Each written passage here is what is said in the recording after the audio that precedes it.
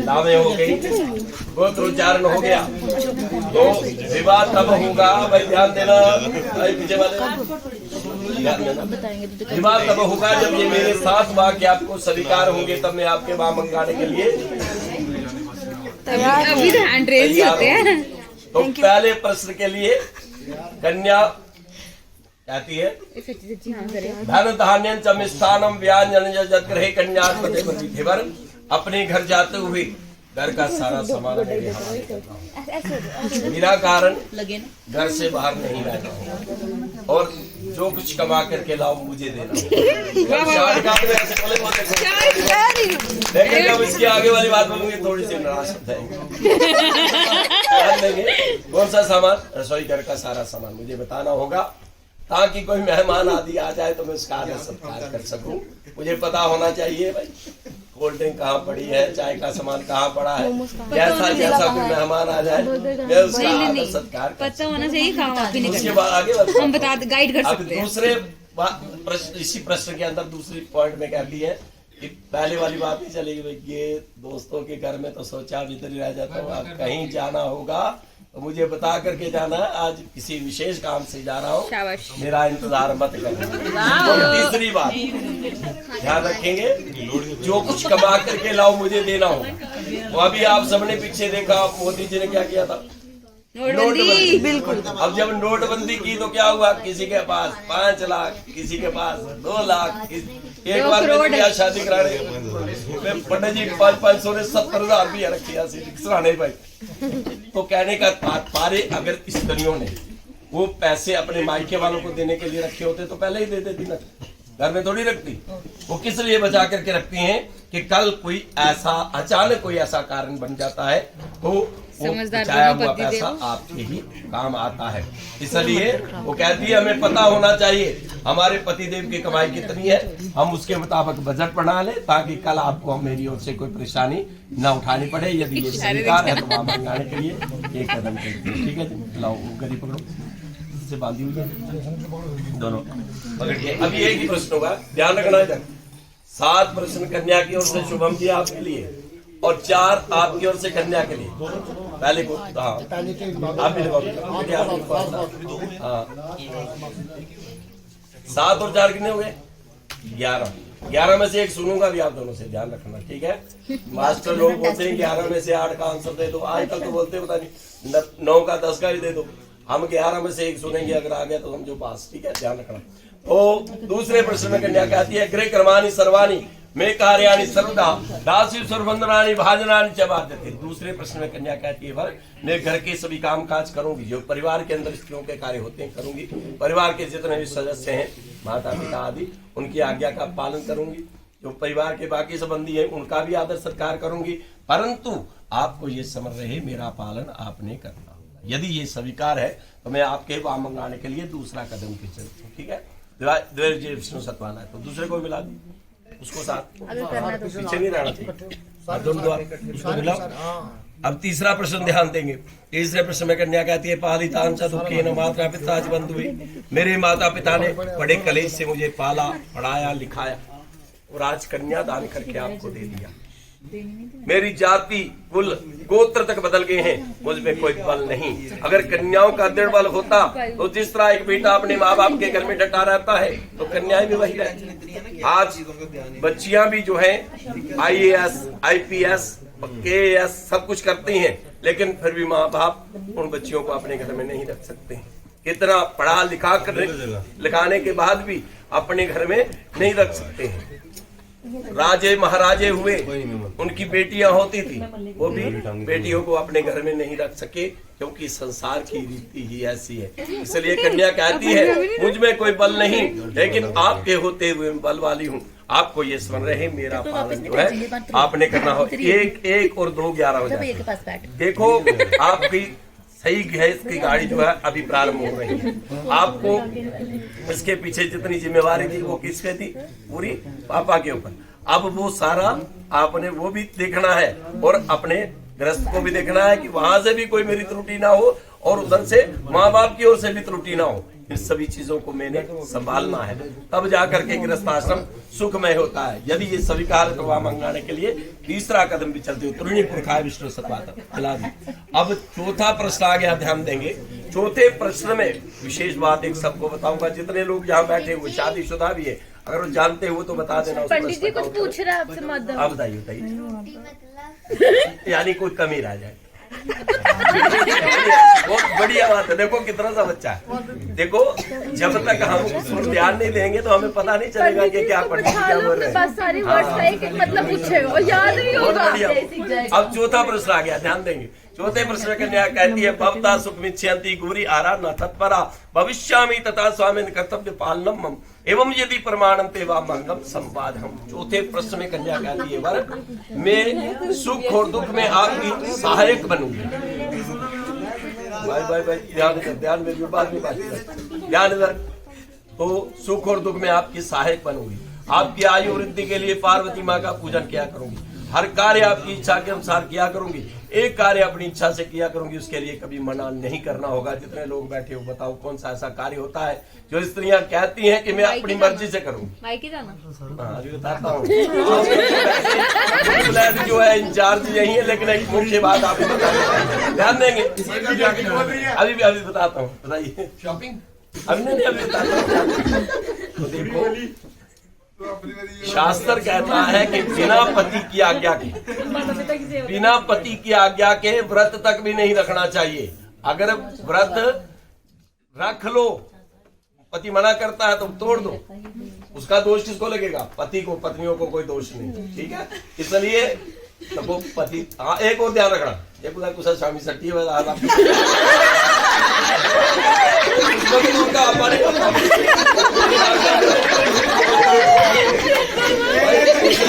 गल की नहीं बनना, बाकी तो देखो बाकी व्रतों के लिए अगर आप मना करोगे तो मैं आपके कहने से नहीं रखूंगी, लेकिन एक व्रत जो है विशेष रूप से स्त्रियां किस लिए रखती हैं? पति की दीर्घायु के लिए। हाँ, तो उस व्रत के लिए कभी मना नहीं करना होगा। अगर मना कर भी दो तो मैं रख लूं तो उसका दोष नहीं होता चाहिए। तो देखो बाकी जितने व्रत आप उद्यापन करते हो, पति पत्नी दोनों बैठ कर करते हो, और करवा चौथ में अकेली पत्नी बैठ करके क्यों करती है? क्योंकि उसने यहाँ परमिशन ले ली होती है, भाई उस व्रत के लिए कभी मना नहीं करना है, कर भी दूं तो फिर कोई तराज नहीं। लेकिन एक बात और ध्यान रखना, पिछले साल की बात है, ये आजकल मोबाइल के बीच में एक हाँ वही बता बड़ा अच्छा प्रश्न किया।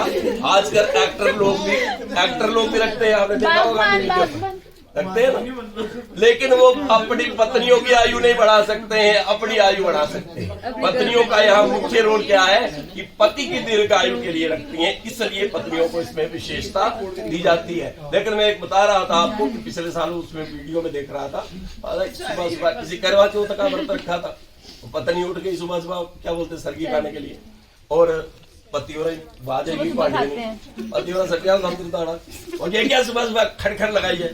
ओ मोया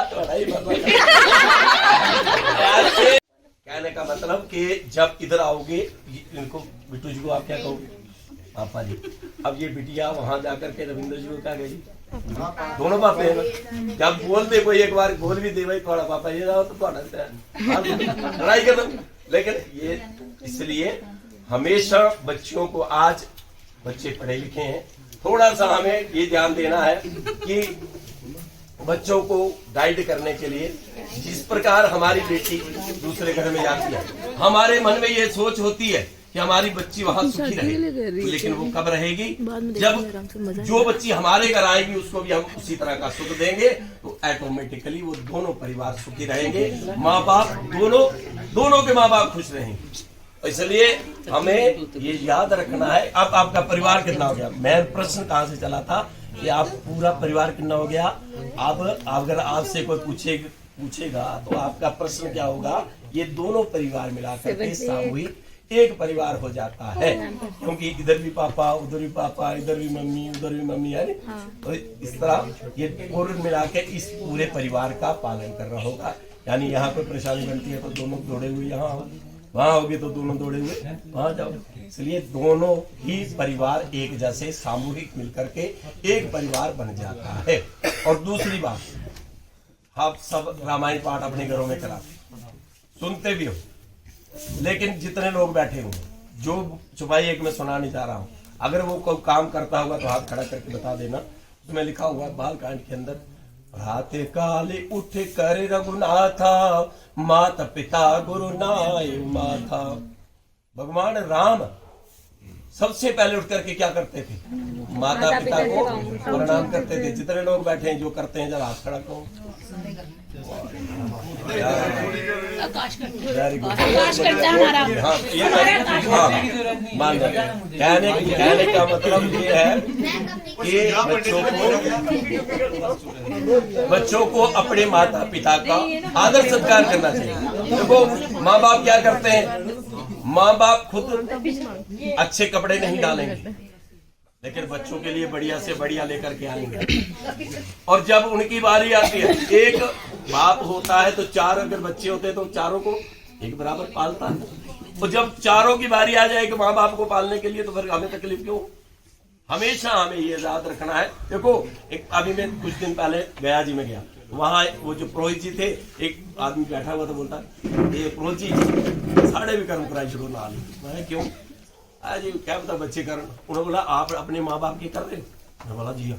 अगर आप कर रहे हो तो आपके बच्चे भी करेंगे। जो कार्य आप करोगे वो आपके बच्चे भी करेंगे। अच्छा करोगे तो बच्चे भी अच्छा करेंगे, और बुरा करोगे तो बच्चे भी ऐसा ही बुरा करेंगे। इसलिए हमें अपने माता पिता का आदर सत्कार करना है। माँ बाप से सिर्फ मीठा बोल जाओगे तब भी उनको प्रसन्नता हो जाती है कि मेरा बेटा मेरे साथ अच्छी तरह से बोल रहा है, मेरी बिटिया मेरे से अच्छी तरह बोल रही है। तो हमें ये याद रखना है कि माता पिता का आदर सत्कार करना है। और इसके साथ में इसी प्रश्न के अंदर आता है कि मेरे बार बार मांगने से गुस्सा नहीं करना है। यानी कभी बाजार जा रहे हो, दुकान आगे, ये पुरानी बात है लेकिन चलो नहीं मैं भी बता दूं भाई, तुम दुकान पर आ रहे हो तो पीछे से टीचर ने आवाज लगा दी। आजकल आवाज वाली बात नहीं, मोबाइल एकदम बोलेगी भाई ये चीज में तो मुझे गुस्से में ये नहीं करना, बार बार नहीं, एक बार बता दो भाई। घर में कई बार नमक खत्म हो जाता तो चाय नहीं ध्यान रहती है, तो जब पीछे से बोल दिया तो उसमें गुस्सा नहीं करना है। यदि स्वीकार है तो वामन काट के 5 पंच मिला दीजिए। अब छठा प्रश्न आ गया। छठे प्रश्न में कन्या कहती है, सर्व बंधु जना स्वामी भक्तो दास्तांगा, मेरे संपूर्ण संबंधी उन्होंने प्रेम जल पात्र द्वारा मुझे संकल्प करके आपको दे दिया है। कभी ये मत कहना कि आपके स्वामी ने मुझे क्या दिया है। तो ये बात उन लोगों के लिए होती है शुभम जी, जिनके मन में ये भावना होती है कि मुझे ये भी चाहिए, मुझे वो भी चाहिए। यहाँ तो मेरे ख्याल में जहाँ तक मेरे दिमाग में बात आई कि गुप्ता जी को कहा दिया अपनी अंगूठी का नाम दे देना। उन्होंने कहा मेरे पास आगे ही बहुत है, मैं क्या करूँगा। तो कहने का मतलब, कहने का तात्पर्य यह है कि यहाँ ये भाव आने वाला नहीं है। दोनों परिवारों के अंदर दोनों परिवार खुशहाल है। ये छठा प्रश्न उन लोगों के लिए होता है जिनके मन में ये भावना होती है। क्योंकि बारी आप टीवी में देखते हो ना, वो गाड़ी 50 लाख वाली, 60 लाख वाली, ऐसे लोगों के लिए छठा प्रश्न बना है। यहाँ ये नहीं है, इसकी तो हम भी गारंटी दे सकते हैं दोनों ओर से। इसलिए छठा प्रश्न बना दीजिए, विष्णु सतवाला। इसके इसके बाद 7वां प्रश्न जो है, जैसे मास्टर जी लोग पेपर में लिख देते हैं इंपॉर्टेंट क्वेश्चन, वही है, ध्यान रखना। इसमें से सुन भी सकता हूँ, ये थोड़ा मुश्किल भी है। इसमें कन्या कहती है, होमे यज्ञ विवाहे च कन्यादाने व्रते आंचल ग्लांति मादाय भवतु वामं संस्थिता हार्द पुण्यम करिष्यामि नात्वं पापभागिनी आग पापम प्रदास्यामि चांगिकारं चादत्वा। तो 7वें प्रश्न में कन्या कहती है, वर आज के बाद जो भी आप हवन यज्ञ दान पूजन करोगे, मैं आपके साथ बैठूंगी, आपके पुण्य का आधा हिस्सा लिया करूंगी, किंतु पाप का नहीं, और अपना आधा पाप आपको दिया करूंगी। यदि मंजूर है तो आपके वहां मंगाने के लिए तैयार हूं। तो यहाँ बार संशय करता है पंडित जी, पीछे वाले तो 6 सीधे साधे, ये भी मानता आ गया। अब यहाँ डबल मामला हो गया। अब कन्या कह रही है जो आप पुण्य करोगे उसका आधा हिस्सा ले लो। तो आपको मिसाल देता हूँ, अगर कोई मास्टर जी लगे हो, सपोज करो घरवाली ना भी मास्टर लगी हो, तो लोग क्या कहते हैं? मास्टर। घर वाला डॉक्टर होता, घरवाली डॉक्टरानी बन जाती, चाहे डॉक्टरानी ना हो। अब किसी का घर वाला आर्मी में सूबेदार बन जाए तो घरवाली घर बैठी सूबेदार। तो कहने का मतलब कि स्व में जो कार्य पति करता है उसके साथ पत्नी का स्व में भाग जुड़ जाता है। लेकिन अभी शास्त्र की ओर आपको ले जाऊंगा। आप सबने रामायण सीरियल देखा है, और राम जी अश्वमेध यज्ञ की रचना कर रहे हैं, और वशिष्ठ जी राम से कह रहे हैं आपका यज्ञ नहीं हो सकता। उन्होंने कहा महाराज सारी तैयारी की आप कह रहे हो यज्ञ नहीं हो सकता। उन्होंने कहा आपके साथ आपकी धर्म पत्नी नहीं है, सीता जी का हत्या हुआ था। तो उन्होंने स्वर्ण की सीता जी की प्रतिमा बना करके उस यज्ञ को किया था। कहने का तात्पर्य कि पत्नी के बिना कोई हवन यज्ञ दान आदि संपूर्ण नहीं हो सकता। तो जब वो बैठ करके साथ में हाथ रख लेगी साथ में तो आधा हिस्सा ले ले तो क्या बते। अब बिट्टू जी कन्यादान कर रहे हैं, अंजू जी साथ में हाथ रख रही है। अब कन्यादान का फल दोनों को मिल जाए तो उनको कोई आपत्ति थोड़ी है, नहीं है। तो कल आप कोई कन्यादान गौदान हवन पूजन करो, आधा पिया को मिल जाए तो कोई आपत्ति तो नहीं, ठीक है। अब जब आप इसको जब आपने ये बात मान ली ना तो तब उसने कहा अभी नहीं, अब मेरा आधा पाप भी लेना पड़ेगा। तो ऐसा होता है स्त्रियों को घर में कई कार्य ऐसे करने पड़ते हैं जिनमें अनचाहे हुए भी पाप। सपोज करो घर में अगर सुबह उठ करके सबसे पहले घर की सफाई करनी है, उसमें कोई जीव जंतु आकर के मर जाएगा तो पाप किस लिए करेंगे? परिवार के लिए। अग्नि जलाती है यानी खाना बनाने के लिए गैस जलाएंगे, उसके ऊपर कोई जीव जंतु गर्मी हो आकर के मर जाएगा तो पाप किस लिए करेंगे? परिवार के लिए। जो ऐसे पाप परिवार के लिए स्त्रियां करती हैं उन पापों का आधा हिस्सा आपको लेना पड़ेगा। यदि ये स्वीकार है अपने आपके वाम मंगाने के लिए 7वां कदम भी चलती हो सके सब करो नीचे। अमर कहता मेरे तेरे सातों प्रश्न सुन लिए। अब मेरा भी एक सवाल है, देखो स्त्रियों की डिमांडें बड़ी बड़ी होता है, मर्द बेचारे मुख से काम चलाते। अब वर की ओर से आधो धर्म धरा सुखदा बता प्रिय वासन।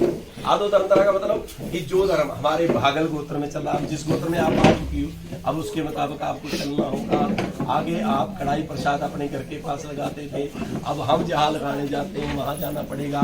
आधो धर्म धरा कुटुंब सुखदा, परिवार के लिए सुख की कामना करनी होगी तथा प्रिय वाचनी और अपनी वाणी को मीठा रखना होगा। मीठी वाणी जो है वो परायों को भी अपना बढ़ा देती है और कड़वी वाणी अपनों को भी बेगाना कर देती है। इसलिए वाणी को मीठा रखना होगा। क्रोध आलस से जरूरत सदा, गुस्सा नहीं करना। आपके प्रश्न में भी आया था गुस्सा नहीं करना और इधर भी आ गया गुस्सा नहीं करना। इसका मतलब गुस्सा उन्होंने, ठीक है। अब देखो भाई जिन जिनको गुस्सा आता है इनके लिए एक फार्मूला बता, ये तो हो नहीं सकता है।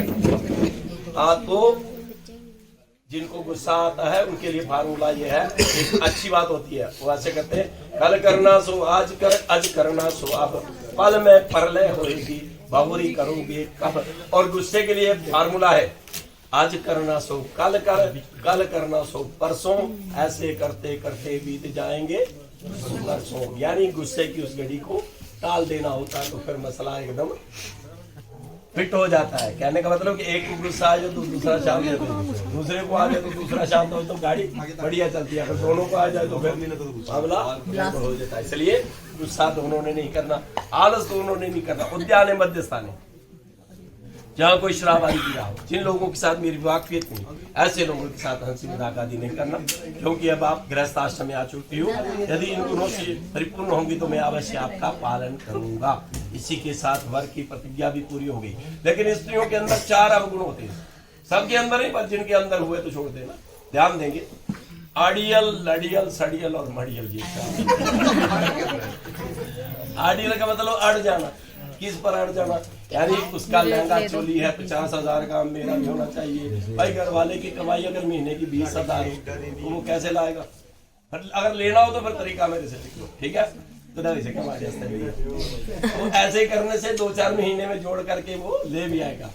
अड़ना नहीं और बात बात पे लड़ना नहीं और किसी को देख कर लड़ना नहीं। तो फिर देखना कितनी बढ़िया गाड़ी चलती है। जैसे कोई देखो हमें सबके चेहरे पे मुस्कुराहट क्यों नजर आ रही है? सड़ने वाला कोई नहीं, जेड़ा सड़ने वाला उसी चेहरा मुझे ये बात देख लेना, नोट कर लेना। अब मेरी सुनने वाली बात है। अब मैंने कहा था भाई एक प्रश्न आप दोनों से सुनूंगा। मैंने कहा था गुस्सा नहीं करना, गुस्सा नहीं करना। उन्होंने बोला जो है उसका मूल्य है वो तू ही है। जल्दी से खड़े हो गया सब बदल दो।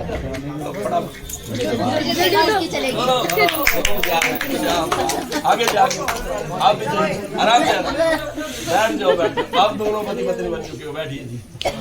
मुबारक जी। लेकिन अभी टिया महाजन आप पति पत्नी बने हैं तो फिर उसके बाद वो अंगूठी दो जी। अभी अंगूठी वीडियो बना हाँ उनके पास है।